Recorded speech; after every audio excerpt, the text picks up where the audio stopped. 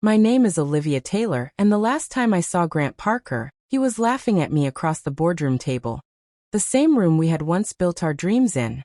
He leaned back in his leather chair, eyes glinting with arrogance, and said, "You'll never make it without me, Liv.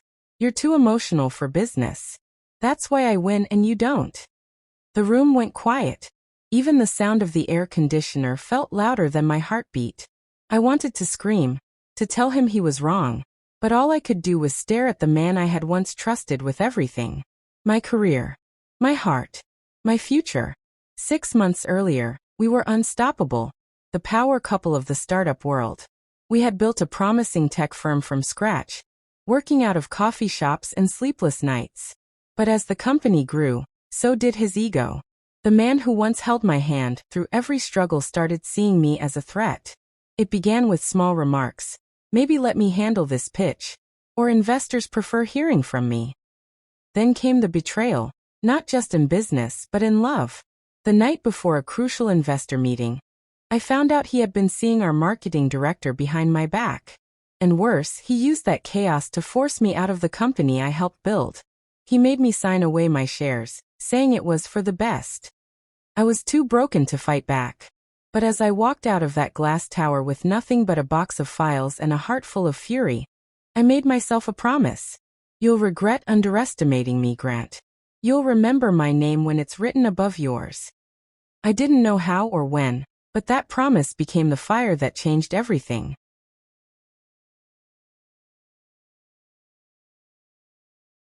The first night after walking out of Grant's company, I sat on my apartment floor surrounded by files, unpaid bills, and tears I refused to let fall. The city lights outside my window blurred as I replayed every moment of betrayal. Every time he called me too emotional, every meeting he took credit for. My name had been erased from our company website within 24 hours, as if I never existed. I had two options: start over or stay broken. And I wasn't about to let him win twice. The next morning, I opened my old laptop. Cracked screen, slow processor, but mine. I made a list on a yellow notepad. Clients. Investors. Contact. Ideas. It wasn't much, but it was a beginning. I registered my new company name, Lux Edge Strategies. It sounded bold, expensive. The kind of name that would make people look twice before asking who ran it. The first few weeks were brutal. My calls went unanswered. My emails ignored. People whispered that I was the girl who got kicked out of her own startup. I took freelance consulting gigs that barely paid rent, worked until 3 a.m., and lived off instant coffee and pure stubbornness. One night, I caught my reflection in the laptop screen.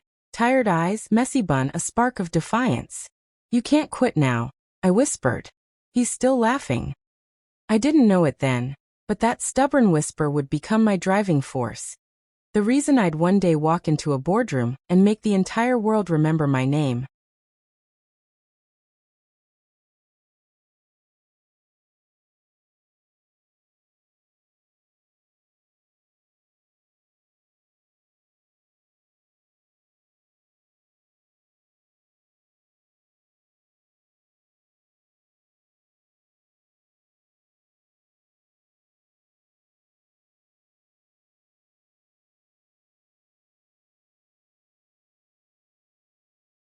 Three months passed, and I was still living paycheck to paycheck, consulting small firms, skipping dinners, pretending I was fine. Some nights, I'd scroll through Grant's LinkedIn posts, polished interviews, motivational quotes, photos with investors who used to praise our partnership. I hated that part of me still cared, but that sting of jealousy became fuel. Then one cold Tuesday morning, everything changed. My phone buzzed with an email titled "Potential Collaboration, Shaw Enterprises." I froze. Eleanor Shaw was a name every businesswoman in New York knew. A retired executive who built an empire from scratch before most people believed women could lead. I assumed it was spam until I opened it. "Ms. Taylor, I read an article about your previous company and what followed. I like your resilience. Meet me at Café Verona, 3 p.m. tomorrow." For a moment, I couldn't breathe. Someone had finally noticed me. Not for the scandal, but for surviving it. When we met, Eleanor was exactly as I'd imagined. Sharp eyes, silver hair, and the calm authority of someone who'd fought 1,000 battles and won most of them. She listened as I told her my story, then leaned forward and said softly, "You've got something they can't teach, fire. Let's build from that." That meeting didn't just give me advice, it gave me a lifeline. Within weeks, she introduced me to her old contacts and helped me land my first real contract, a small luxury brand desperate for a marketing turnaround. It wasn't glamorous, but it paid the rent and reignited my confidence. For the first time since losing everything, I felt like maybe, just maybe, the comeback had begun.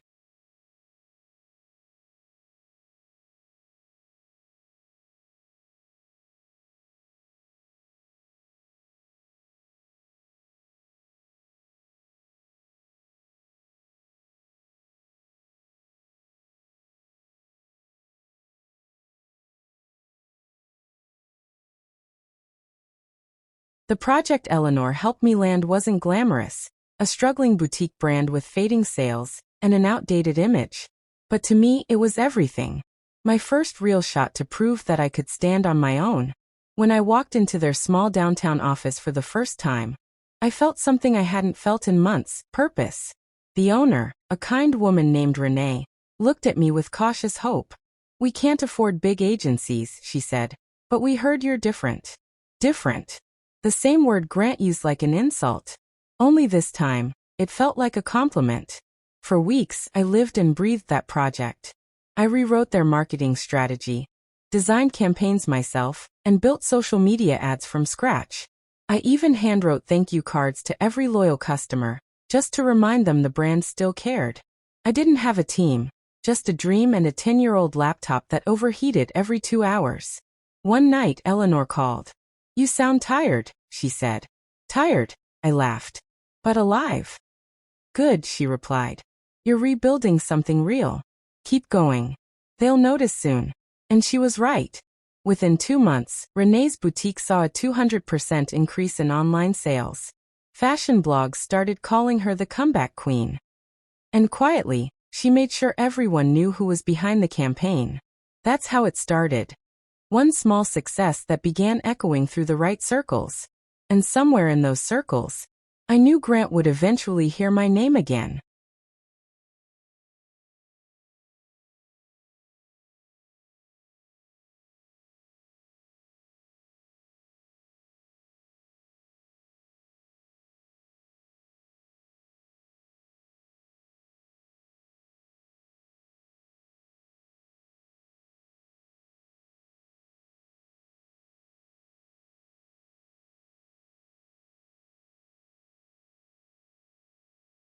By the third month, Lux Edge Strategies was no longer just a name on a business card.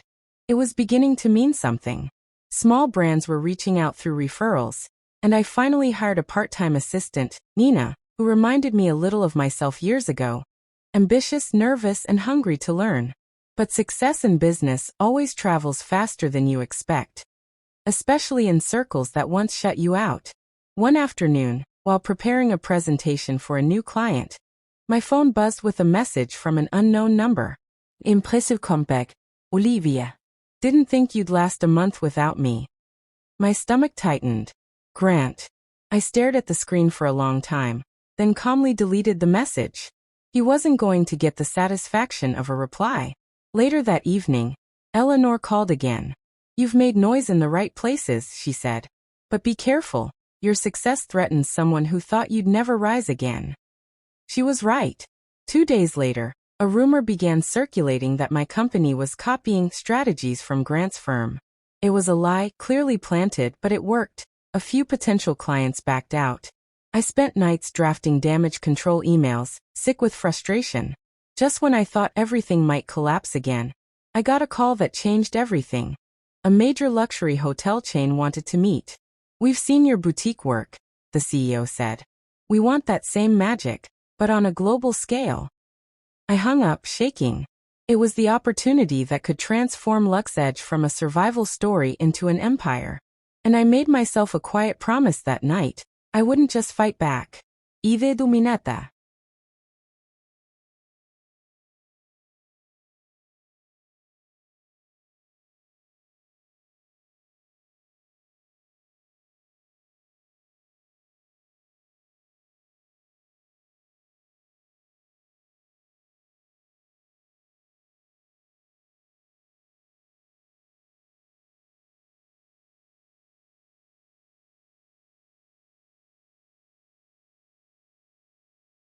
The meeting with the luxury hotel chain was held in their Manhattan penthouse suite. Glass walls, skyline views, and a boardroom filled with people who looked like they'd stepped straight out of Forbes. My heart pounded as I adjusted my blazer and walked in, laptop under my arm, pretending confidence I didn't entirely feel. The CEO, Michael Langford, gestured for me to begin. "We've reviewed your campaigns for Betrayal," he said. "You turned a failing boutique into a social media phenomenon. We want that energy for our global rebrand."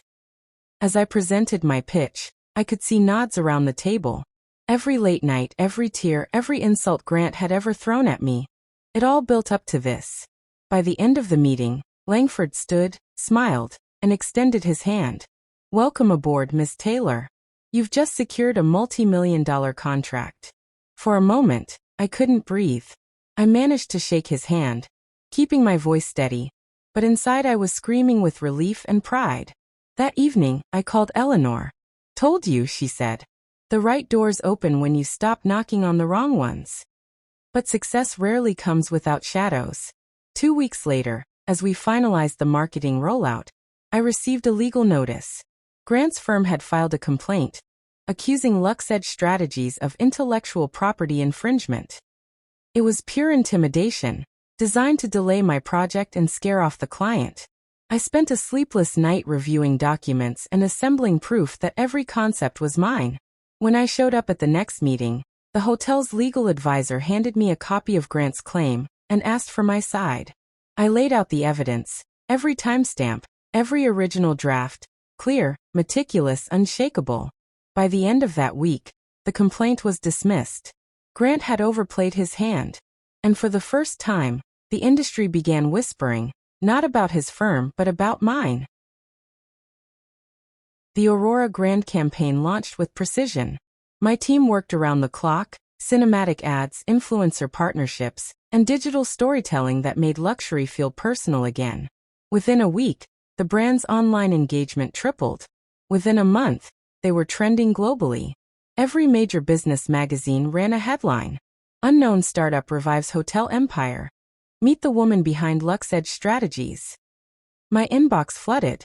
Investors, clients, job offers, interviews. Suddenly, everyone wanted a piece of the woman Grant once said would never make it. But fame has a way of bringing ghosts back to life. One afternoon, I arrived at a networking gala celebrating women in business. As I moved through the crowd, shaking hands and exchanging smiles, a familiar voice froze me mid-step. "Olivia Taylor." "I'll be damned." Grant. Standing at the bar, whiskey in hand, wearing the same smug confidence I once mistook for charm. He looked me up and down. "You clean up well," he said. "Guess my little assistant grew up." I smiled politely, every ounce of my composure hiding the storm beneath. "You always underestimated assistants, Grant. That's why you're standing there, and I'm standing here." For a moment, silence. Then his smirk faltered. Around us, people were whispering, recognizing me from the campaign. For the first time, he wasn't the center of attention. Later that night, as I left the event, I received an email from the Aurora Grand CEO. "Congratulations, Olivia. The board just approved a 3-year renewal with your firm. Also, the competitor who filed against you has been blacklisted from future contracts with us." I didn't need to open the attachment to know which competitor he meant. Grant. The man who said I'd never make it had just lost everything he'd tried to steal from me. And for the first time, I realized, success wasn't my revenge. It was my freedom.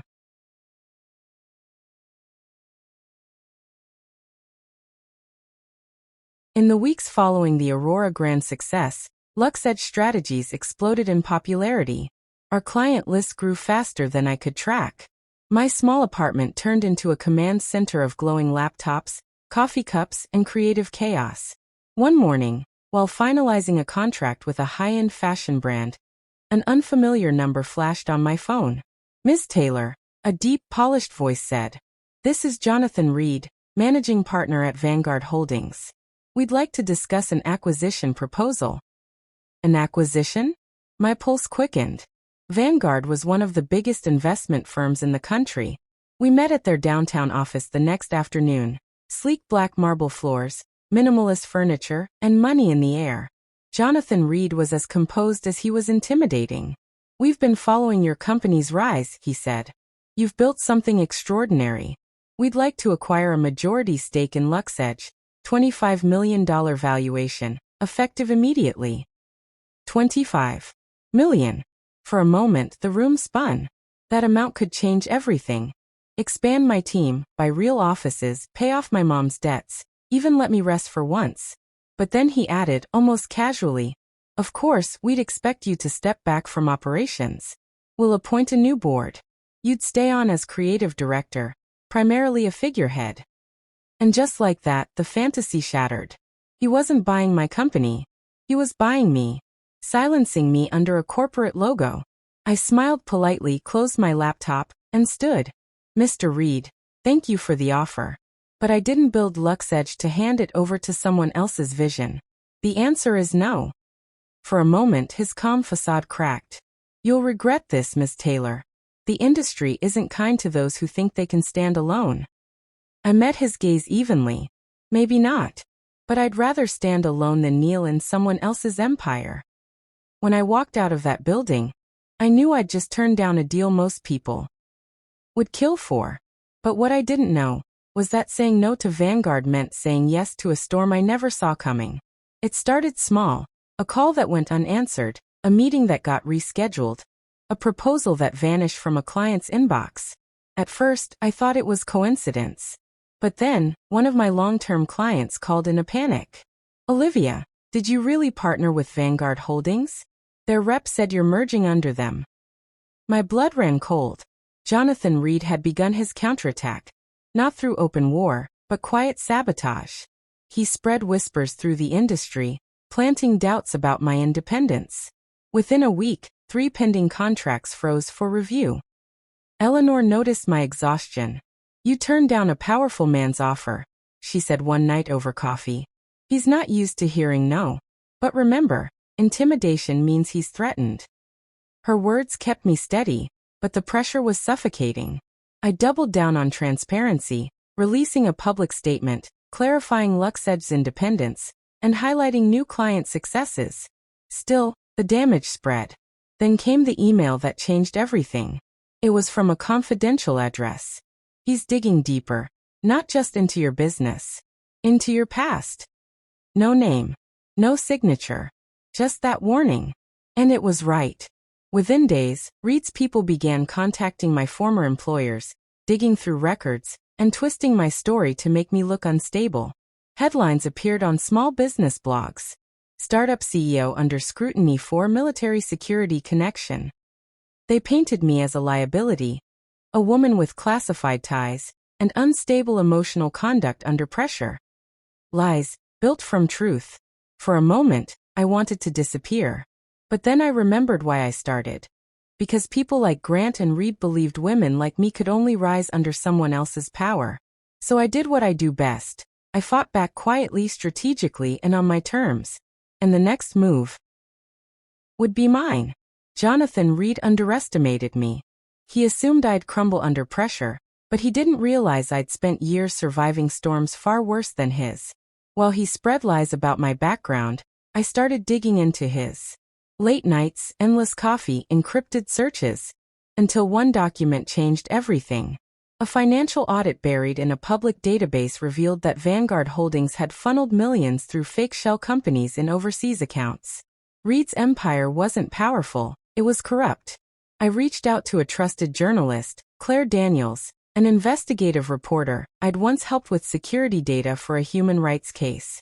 When I sent her the files, she responded instantly. "If this checks out, Olivia, this isn't just a business scandal. It's federal." The story broke 2 weeks later. Vanguard Holdings under investigation for financial fraud and bribery. Every major outlet picked it up. Reed's reputation collapsed overnight. The same executives who once refused to take my calls now scrambled to apologize and distance themselves from him. Still, I kept quiet. No gloating, no interviews. I didn't need revenge headlines, I needed peace. A few days later, I got a message from an unknown number. "You won this round, Olivia. But remember, power never dies. It just changes hands. For a moment, fear flickered again. But then I looked at my reflection. Calm, steady, unshaken. Power didn't scare me anymore. Because I had built my own.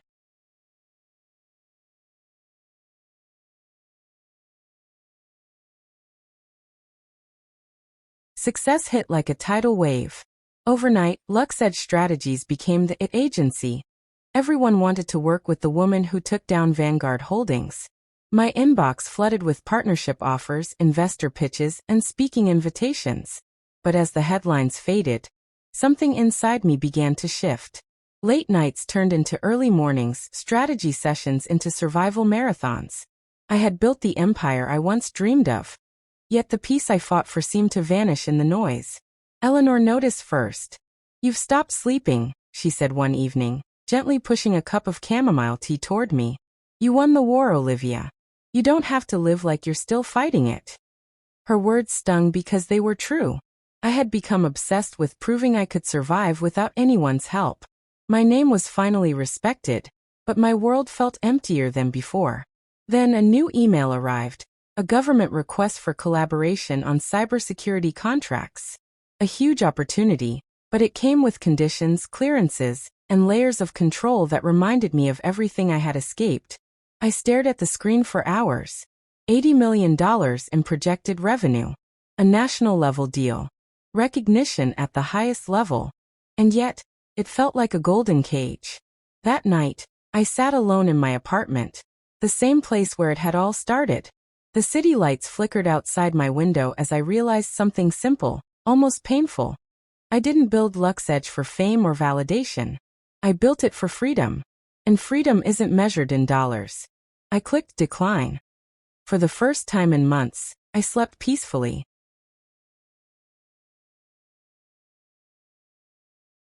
The next morning, my office felt quieter than usual. Too quiet. I stood by the window, looking at the skyline that once symbolized everything I wanted.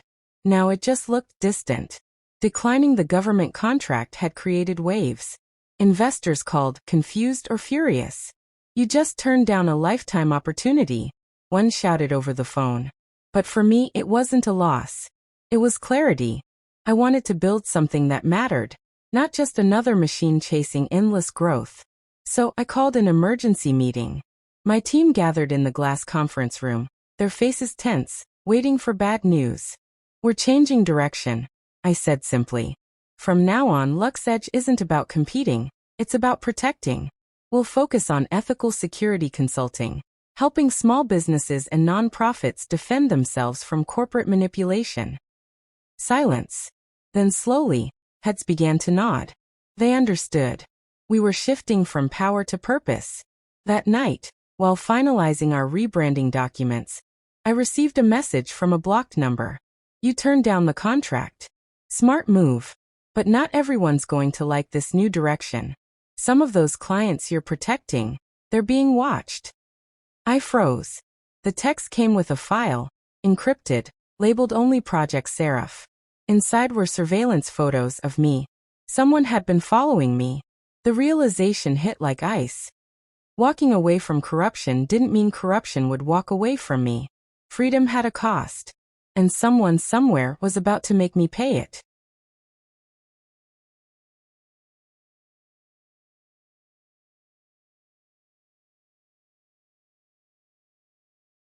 The name Project Seraph lingered on my screen like a ghost.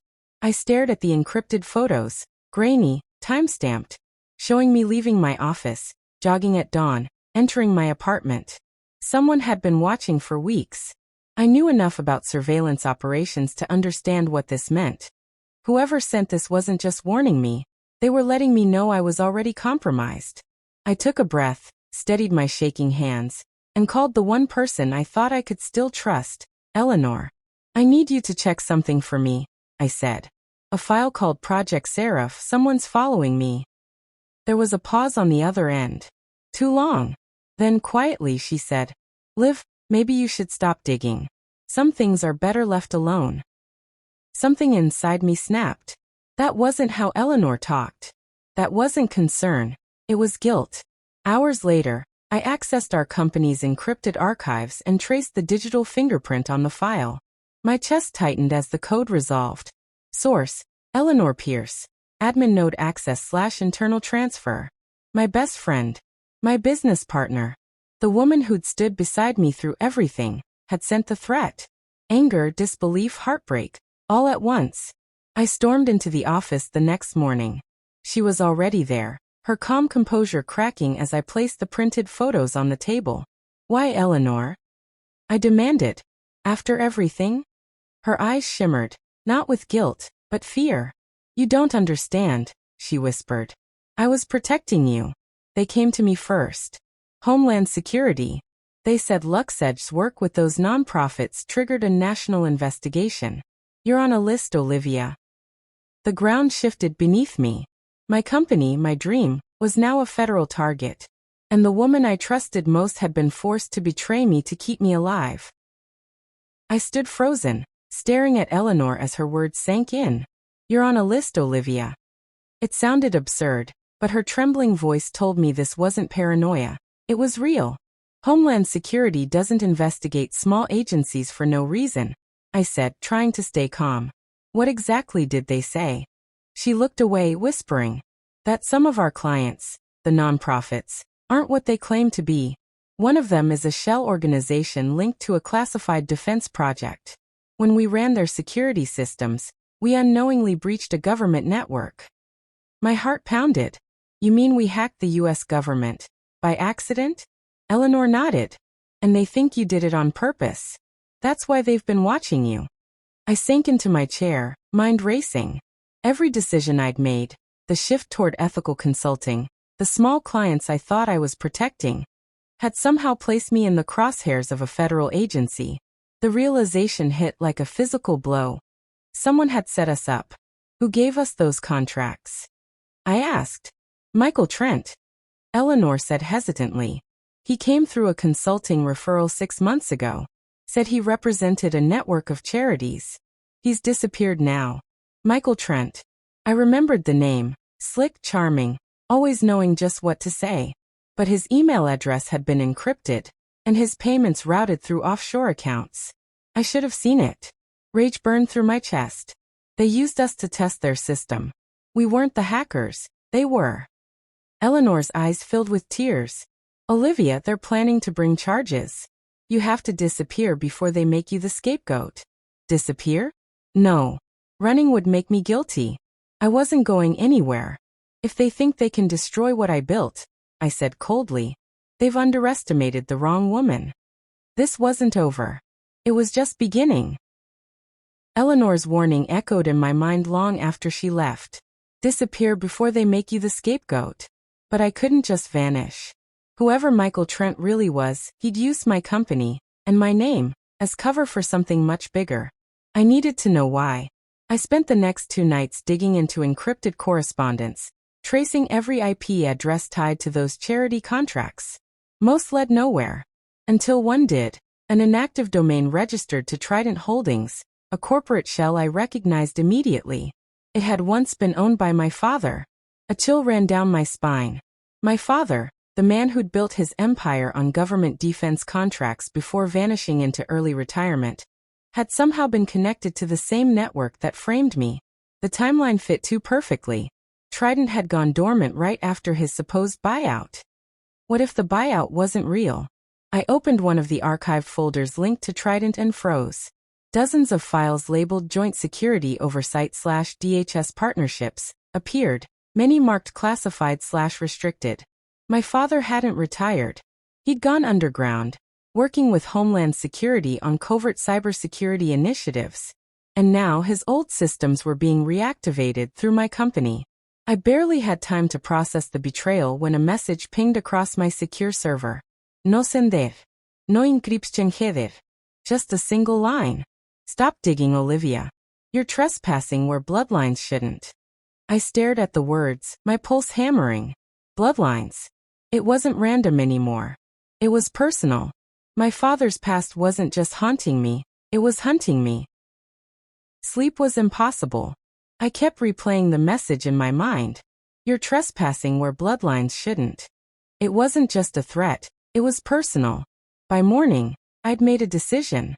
If my father's name was tied to this mess, I needed to know the truth. Even if it destroyed everything I thought I knew about him. I started with his last known associate, Colonel Mason Reed, a retired defense contractor who had attended my father's funeral years ago. Finding him wasn't hard. Convincing him to talk was another story. When I showed up unannounced at his Virginia home, the old man's sharp eyes flicked over me. "You look just like him," he muttered. "That same stubborn streak." "I need answers," I said. "My company's being targeted because of something my father left behind." At first he refused, but when I showed him the Project Seraph files, his entire expression changed. "You weren't supposed to find this," Mason said quietly. "Your father didn't die in that explosion. The funeral was a cover. He went underground after a classified leak inside Homeland." My blood went cold. "You're saying he's alive?" "Alive and watching you," he said. "He built Project Seraph to protect sensitive intelligence from rogue elements. But it was hijacked after he disappeared. Homeland thinks you inherited his access keys. That's why I was being watched. They believed I held the digital skeleton key to my father's network, a system capable of unlocking encrypted government servers." Mason handed me a small drive. "If you want proof, plug this in. But be warned, Olivia. Once you open that door, you'll never close it again." I took it, feeling the weight of a truth that could change everything. My father wasn't dead. He was out there, pulling strings in the shadows of the same system that now hunted me. The flash drive felt heavier than metal should. Mason's words, "Once you open that door, you'll never close it again," kept echoing in my head as I stared at my laptop screen. Still, hesitation wasn't my nature. I inserted the drive. For a moment, nothing happened. Then a black terminal window opened automatically. Lines of code flickered across the screen, followed by a single encrypted video file labeled, "Olivia, if you're watching this, I've failed." My hands trembled as I pressed play. My father's face appeared, older, tired, but unmistakably alive. "Olivia," he began, his voice rough. "I know you think I abandoned you, but everything I did was to keep you safe. Project Seraph wasn't a security system, it was a weapon. It could infiltrate any network on Earth. When I realized what they planned to use it for, I had to disappear." He paused, eyes darting as if he expected to be watched even through the recording.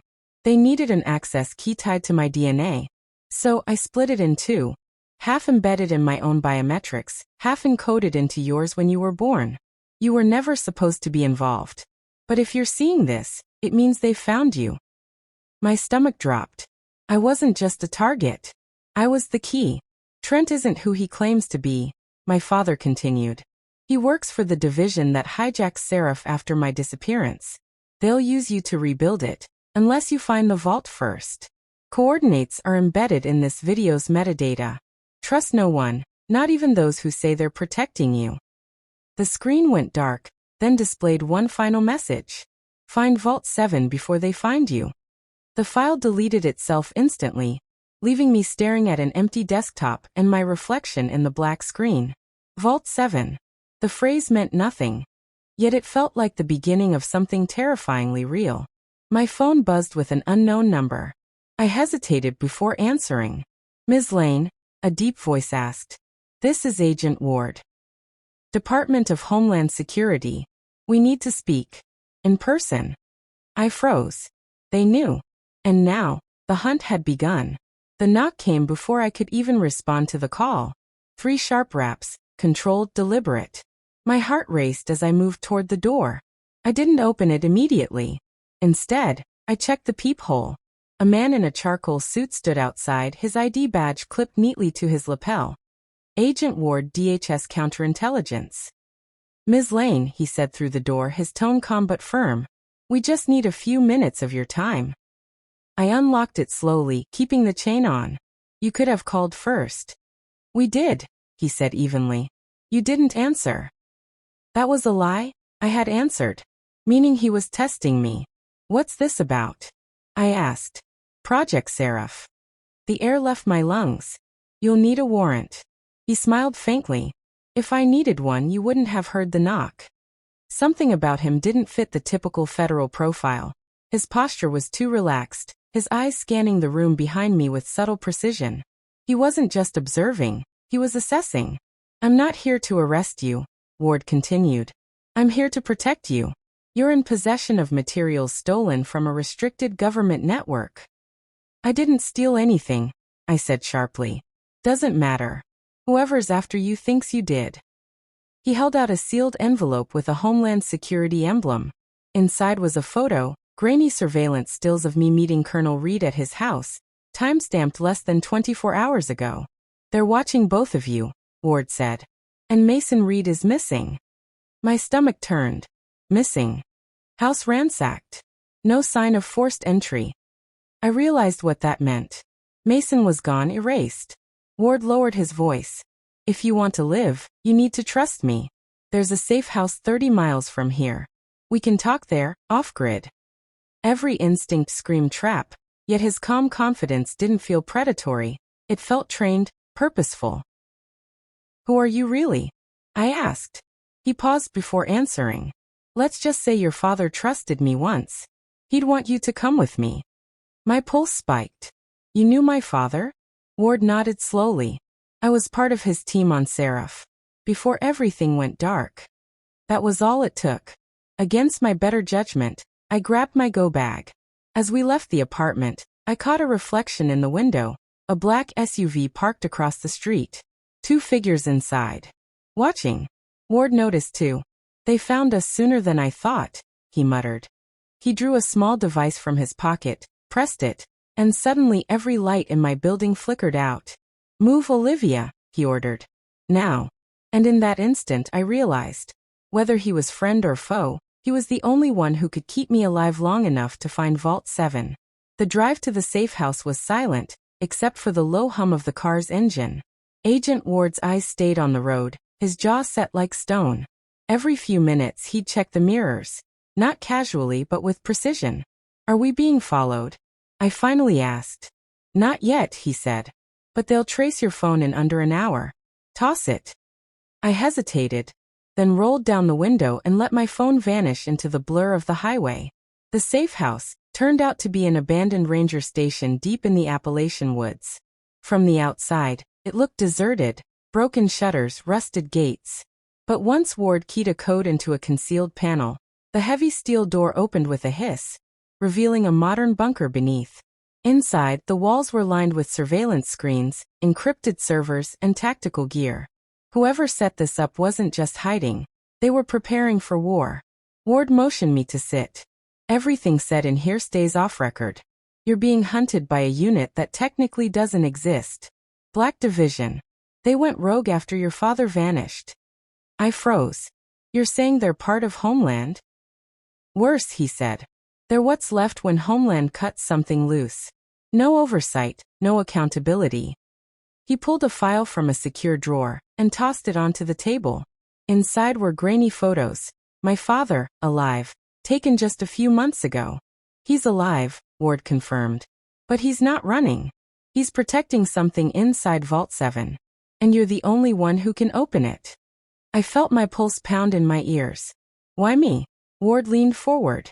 "Because your father designed Seraph to recognize only one signal, his bloodline. Yours." For the first time, I saw doubt flicker in his eyes. "If you open that vault, Olivia will know everything. Who's behind Black Division, what they're planning, and what your father died to protect."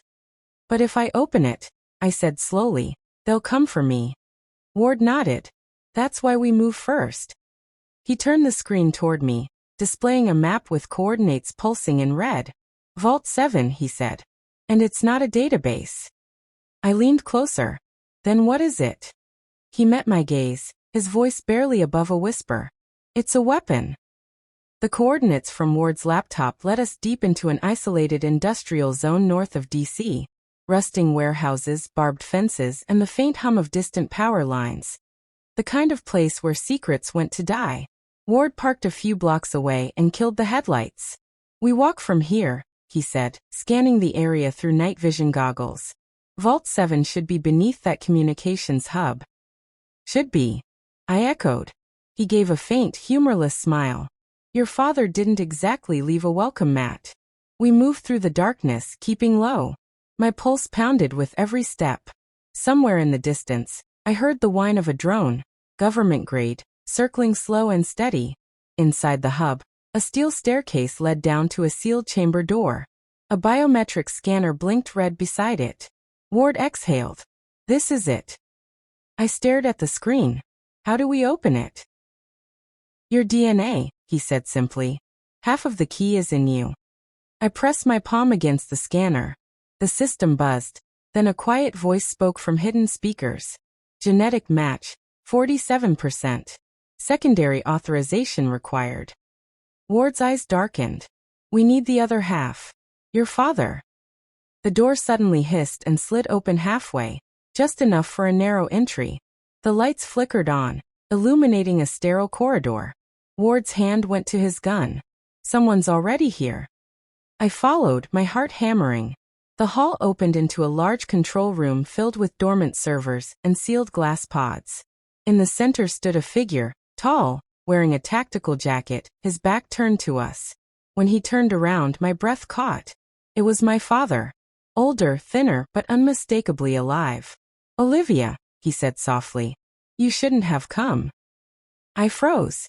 You faked your death. I had to, he said, his voice trembling. They were using me. They wanted to weaponize Seraph, but it's not a weapon. It's a failsafe. Ward raised his weapon. Step away from the console, Dr. Lane. My father looked past him, straight at me. He's not who he says he is. I spun toward Ward, and for the first time, saw it, the faint reflection of a Black Division emblem on his wrist device. He caught my gaze and sighed. You're smarter than I hoped. Then he pulled the trigger. The world exploded into light. When I opened my eyes, the world felt distant, muffled, as though I was submerged underwater. Flashes of light pulsed above me. My arm burned. My head throbbed. I wasn't in the warehouse anymore. I was in a chamber, circular, metallic, and glowing faintly blue. My wrists were restrained against a cold surface.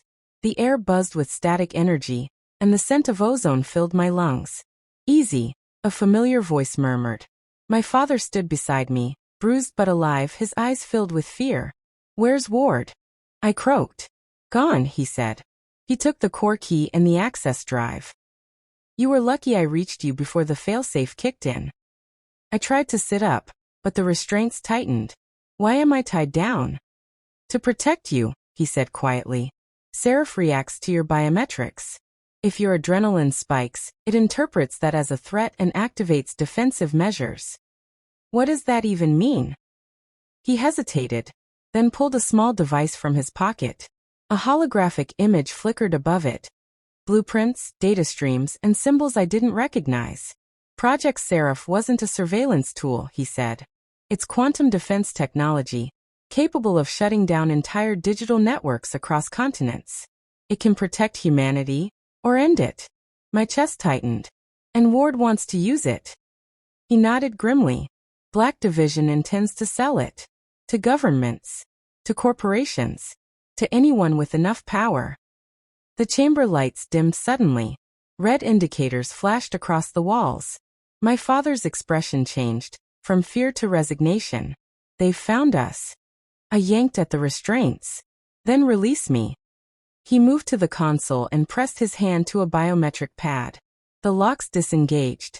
I jumped to my feet, dizzy but determined. What do we do? You have one choice, he said, turning toward the glowing core at the center of the chamber. Either activate Seraph and control it, or destroy it forever. I stared at him. You built it, Dad. What would you do? He smiled faintly, a mix of pride and sorrow. I built it for you. To decide what kind of world you want to live in. The doors above us rattled, boots pounding, voices shouting. Ward's men. And suddenly it was all up to me. I took a step toward the glowing core, my reflection shimmering in its surface like a ghost. For the first time in my life, I realized this wasn't about protecting secrets. It was about rewriting them. The air trembled with the sound of boots pounding against steel. Ward's men were seconds away from breaking through the upper hatch. My father's hand hovered over the core console, but his eyes, They were on me. Olivia, he said softly. Once this starts, there's no going back.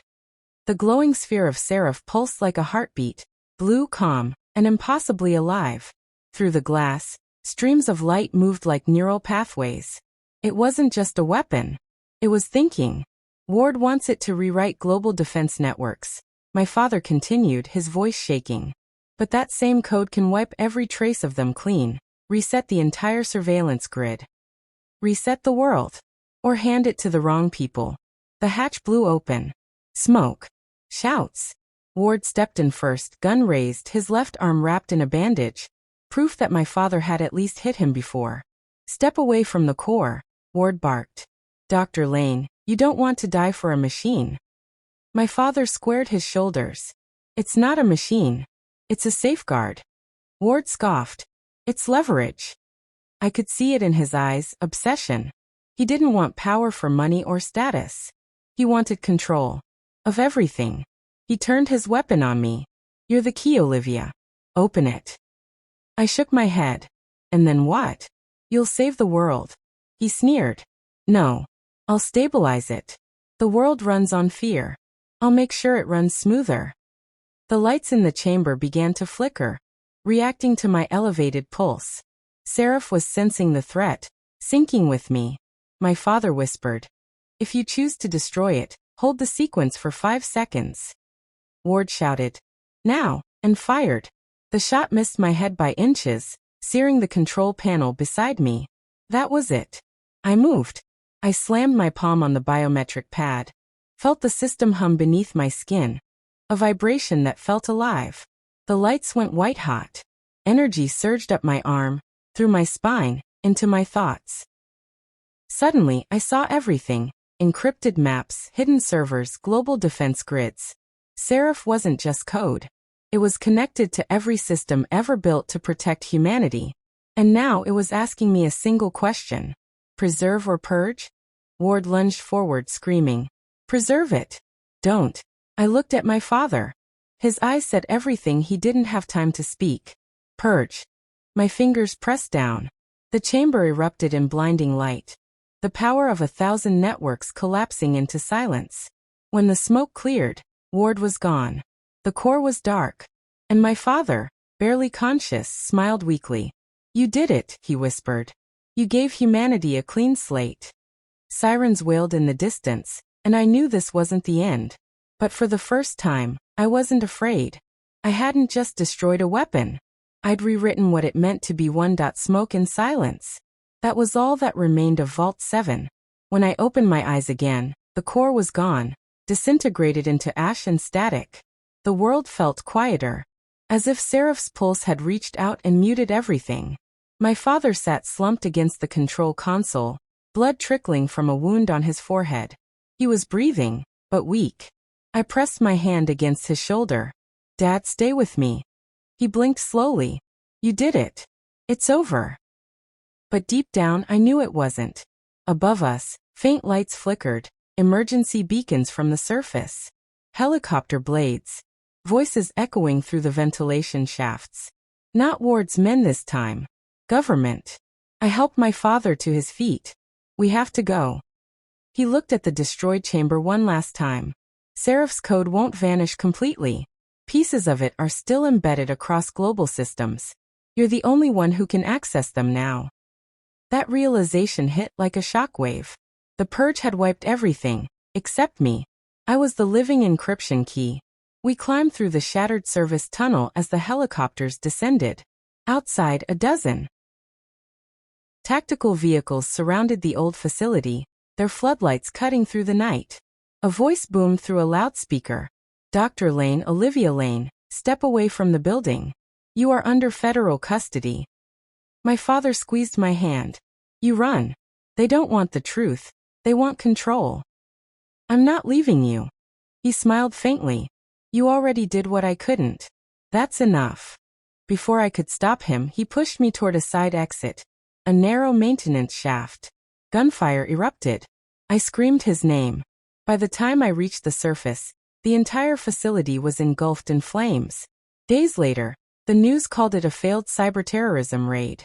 They claimed Dr. Lane had died protecting government assets. My name wasn't mentioned. But somewhere on secure networks across the world, encrypted signals began to reappear.